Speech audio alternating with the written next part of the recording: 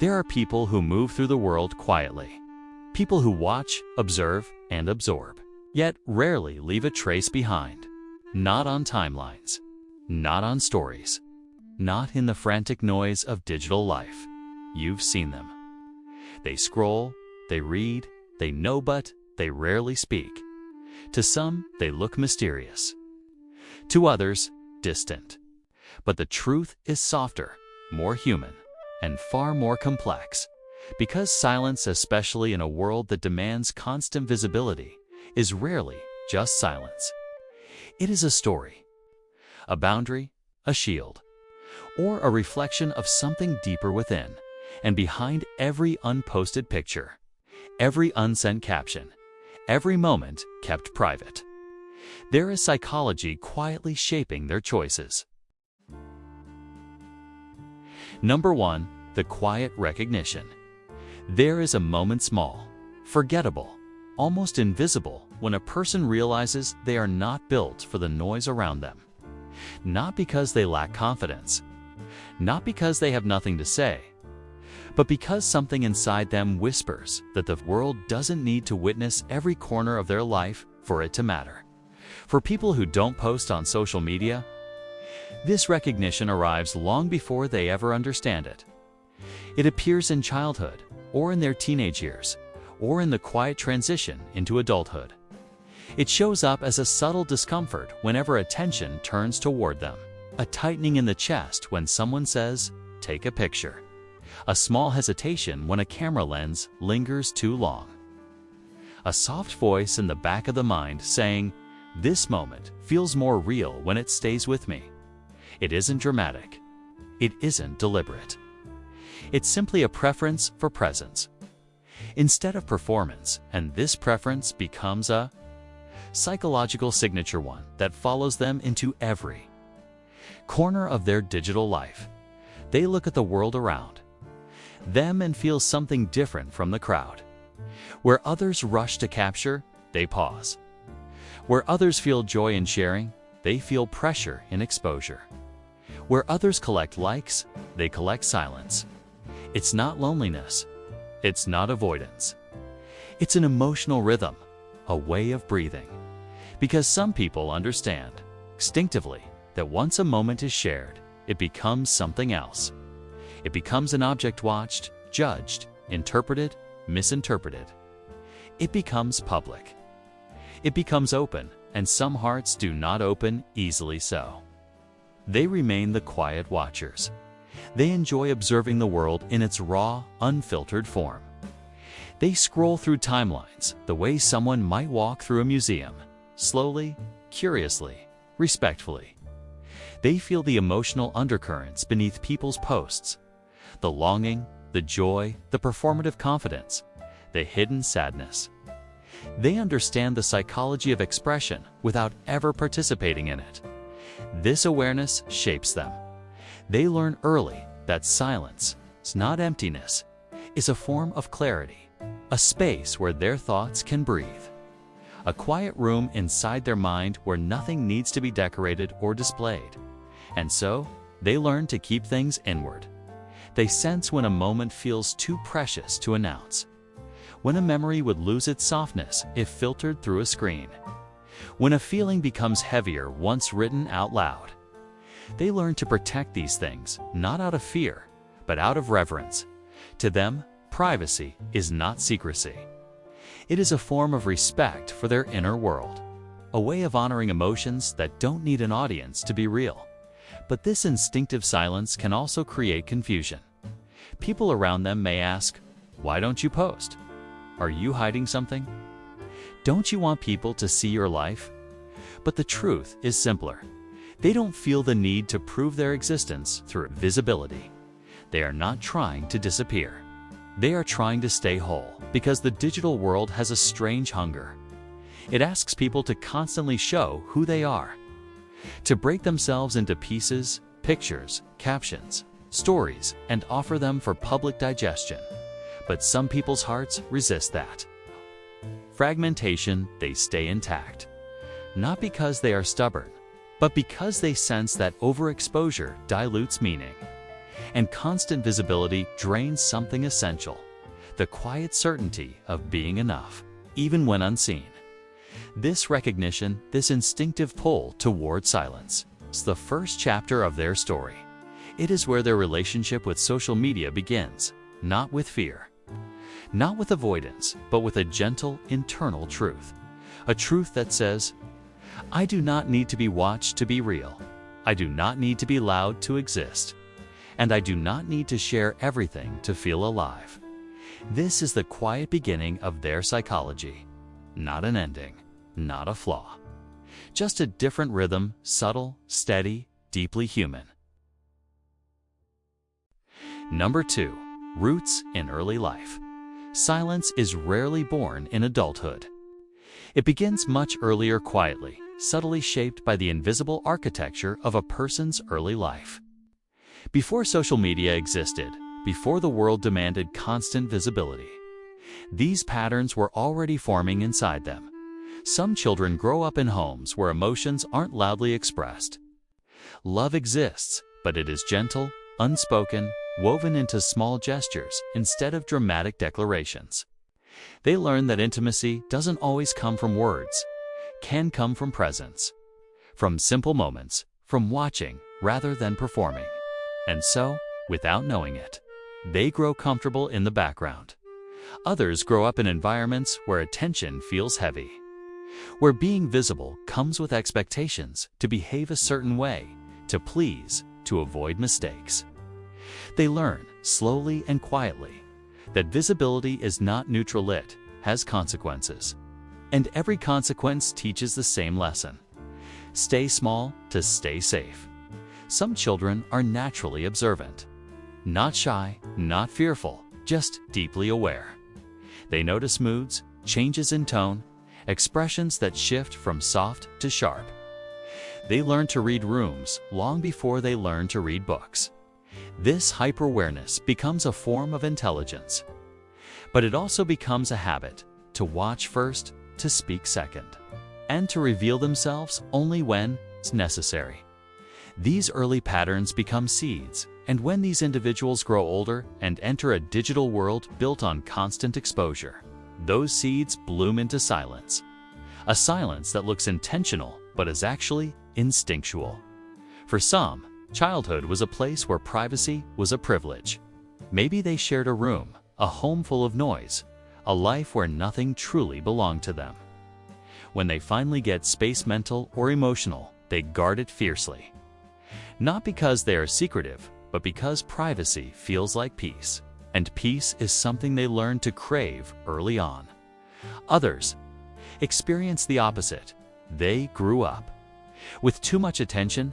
Maybe they were the responsible one, the talented one, the child everyone expected something from. Their achievements were praised, their mistakes magnified. Eyes followed them everywhere. Every success was clapped for. Every stumble was noticed. By the time they reach adulthood, they are simply tired. Not physically, emotionally. And social media, with its unblinking spotlight, feels like more of the same scrutiny they spent years trying to escape, so they step back. Not out of arrogance, not out of indifference, but out of self-preservation. There are also those who grew up in households where feelings were minimized, where speaking openly invited criticism, where vulnerability felt unsafe. These individuals learn early that revealing too much can be used against them.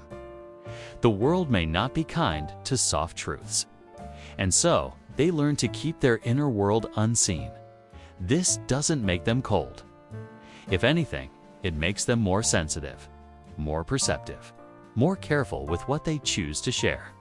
Because their silence is not made of emptiness, is made of memory, and memories have long shadows. Even small childhood experiences shape this pattern. A teacher who laughed at their answer, a friend who mocked their handwriting, a parent who compared them to others, a sibling who teased them for being too much or too emotional. These moments may seem insignificant to the world, but to a developing mind, they become a blueprint that says, keep your world inside. Not everyone deserves access. Your feelings are safer when they stay with you, so when adulthood arrives. And the digital world encourages constant performance, share more, show more, post more. Something inside them hesitates, not because they are afraid of the world, but because their earliest lessons taught them a different way of existing. A way where meaning doesn't require an audience. A way where presence isn't measured in posts. A way where life can still be full, rich, emotional, even when it unfolds quietly. Behind closed doors, these roots shape everything that comes next. The silence, the restraint, the unseen inner world. All of it begins long before the first login, the first profile. The first empty caption box. Their digital quietness is not random. It is a continuation of a story that started years earlier. In soft rooms, in careful households. In quiet corners where they first learned that the world does not need to see everything to understand who they are. Number 3. The psychology behind the silence. There is a quiet science behind why some people rarely post on social media. It isn't one reason, it is a constellation of inner traits, emotional patterns, and psychological mechanisms woven together. Each thread subtle on its own, but powerful when combined. Some people move through life with what psychologists call introverted processing. It doesn't mean they dislike others. It means their energy flows inward before it ever comes outward. They think before they speak. They feel before they show. They prefer depth over display. To them, sharing is not instinctive. It requires friction, intention, vulnerability, and the digital world, with its speed and noise, disrupts their natural rhythm.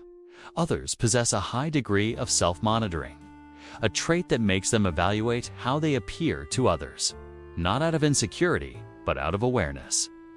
They think deeply about how their actions might be interpreted, what their words might signal, what their images might reveal.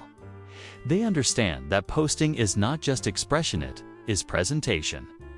And presentation requires emotional energy, energy they choose to conserve for their private world. Some are perfectionists, shaped by minds that do not allow almost good enough. For them, posting is not a casual act. A picture must feel meaningful.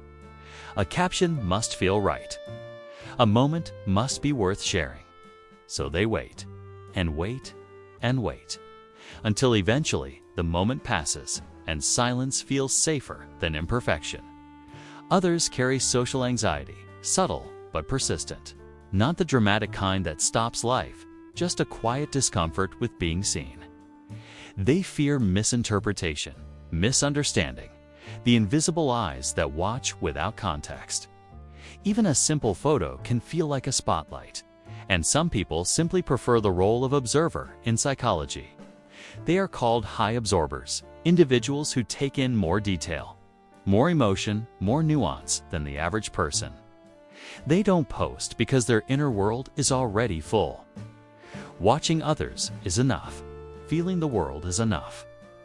They do not need an audience to complete the experience of being alive. Then there are those shaped by emotional independence. People who do not depend on external validation. Their worth does not rise with likes or fall with silence. They feel no urgency to prove themselves digitally because their identity is built privately, internally, firmly. These individuals do not fear the world. They simply do not need its approval to breathe. Some people hold high privacy sensitivity. Their nervous systems react strongly to exposure. Their minds instinctively protect them from sharing too much. It is not fear. It is wiring. They protect boundaries without even realizing it. And in many cases, people who don't post are driven by a deeper trait: low social reward dependency. In simple terms, they do not get a dopamine rush from posting. Their brains do not spark with excitement when others react to them. The reward system that pulls most people toward visibility does not guide them. Instead, Their rewards come from quieter things: a peaceful walk, a private conversation, a moment that doesn't need to be captured to be remembered. There is also a scientific explanation for why they prefer quiet over stimulation. Social media is loud and emotionally dense. Every post contains layer stories, images, subtext, comparisons. For sensitive minds, this creates mental noise that doesn't inspire expression, but retreat. And yet, perhaps the most profound psychological factor is this: they live their lives in real time. They don't think about how a moment will look. They think about how it feels. They don't evaluate events as content. They experience them as memories. They don't convert experiences into digital currency. They keep them unedited, whole, untouched. Their silence is not emptiness. It is presence, a presence rooted in psychology, shaped by temperament, and guided by a deep and quiet understanding of themselves. They may not say much online, but their inner world speaks constantly, rich, observant, and profoundly alive in ways the digital world may never fully see. Number 4, the inner conflict. There is a quiet tension that lives inside people who don't post on social media. A pull in two directions: the desire to stay unseen and the unspoken longing to be understood. They may not show this conflict, but it is there, sitting beneath the surface like a soft ache, because being silent is peaceful.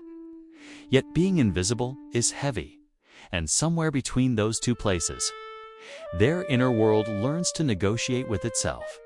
They watch others share freely pictures of meals, milestones, tears, celebrations, the manufactured chaos of everyday life.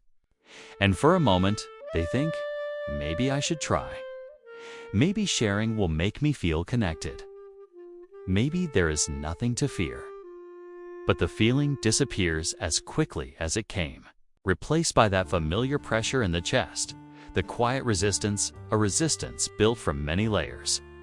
A fear of being misjudged, a discomfort with unnecessary attention, a worry that their authenticity will be misunderstood, a belief that their life is not something to perform. It is not insecurity. It is not weakness. It is a sensitivity to visibility, a deep understanding that once something is shared, it is no longer just theirs. So they hover, they take photos, they never post.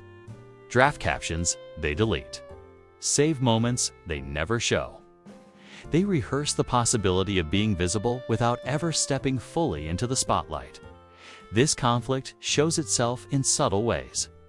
They feel warm inside when someone remembers them, but they avoid drawing attention to themselves. They want connection, yet they fear the noise that comes with it.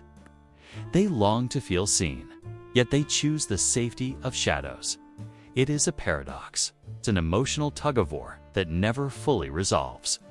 Part of them wants the world to know their depth, their softness, their humor, their quiet brilliance.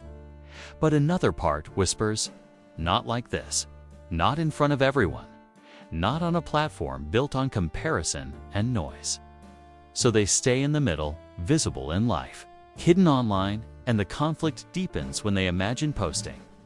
They picture the aftermath, people forming opinions, people misinterpreting, people noticing them in ways they never asked for. The attention feels like heat, too bright, too intense, too exposing. Even a small post feels like a risk of criticism, a risk of misunderstanding, a risk of being perceived inaccurately.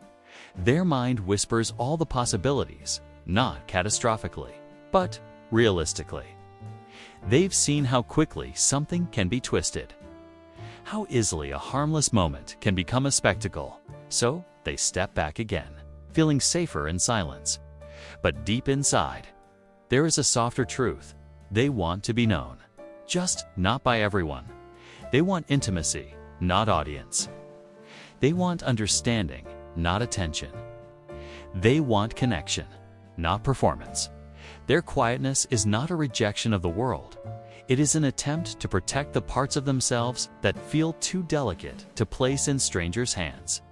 And yet, the conflict lives on, because even the quietest person carries a human yearning to be seen by someone, to be understood by a few, to be held in someone's memory. But social media asks for visibility on a scale that feels unnatural to them.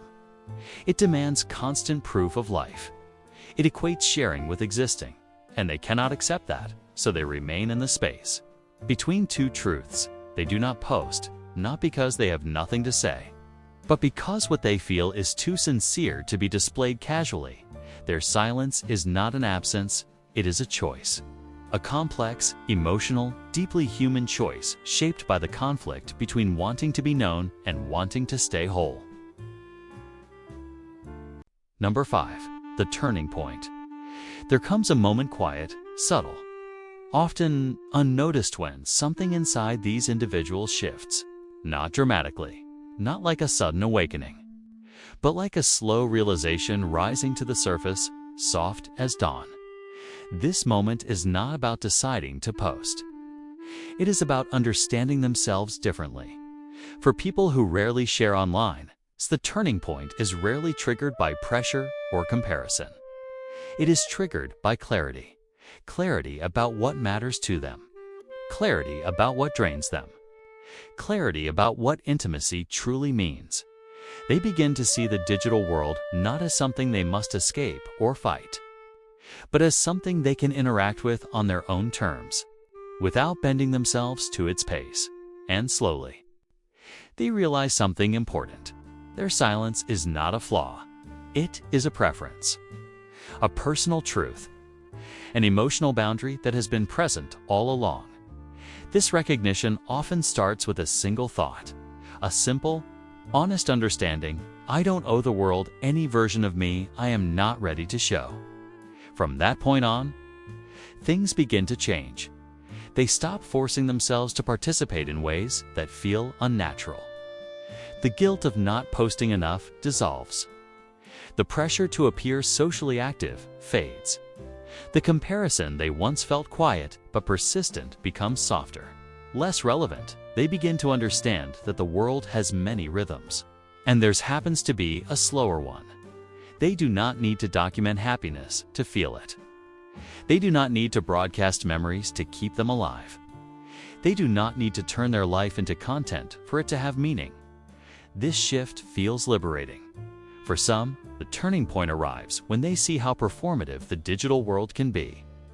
How much of it is curated, cropped, edited, filtered, a collage of carefully constructed moments. They realize they do not want to participate in that performance, not because they judge it, but because it doesn't feel like home. For others, the realization comes through exhaustion. A moment when they recognize how draining constant visibility can be, even if they aren't the one posting. The noise, the commentary, the unending observation, all of it feels like static in their mind, and they realize they are allowed to step away from it. Some experience their turning point during a deeply personal moment. A grief that feels too sacred to display. A love that feels too delicate to expose. A happiness that feels too intimate to share. In that moment, they feel the weight of their inner world, and suddenly, sharing it publicly feels wrong. They begin to understand that privacy can be an act of emotional stewardship, a way of holding themselves gently. And then there are those who reach this turning point slowly. Through years of quiet self-observation, they learn that meaningful connection does not require an audience, that the most honest conversations happen in private messages, in late-night talks, in small circles where vulnerability is treated with respect. They realize that what they seek is depth, not reach, quality, not quantity, presence, not performance. This is the moment when silence stops, feeling like a cage, and begins to feel like a choice rooted in self-awareness, a choice that aligns with who they are, a choice that feels peaceful, grounding, and mature. They stop apologizing for their quiet. They stop explaining their absence. They stop feeling the need to justify their boundaries. Instead, they begin living with a soft certainty that they can exist in the world without announcing themselves, that they can be known without being visible to everyone, that they can participate in life without documenting it. The turning point is not about changing their behavior. It is about reclaiming their narrative. It is the moment they realize their silence is not emptiness. It is intention. Their privacy is not avoidance. It is protection. Their lack of posting is not a lack of life. It is an abundance of moments they choose to keep for themselves.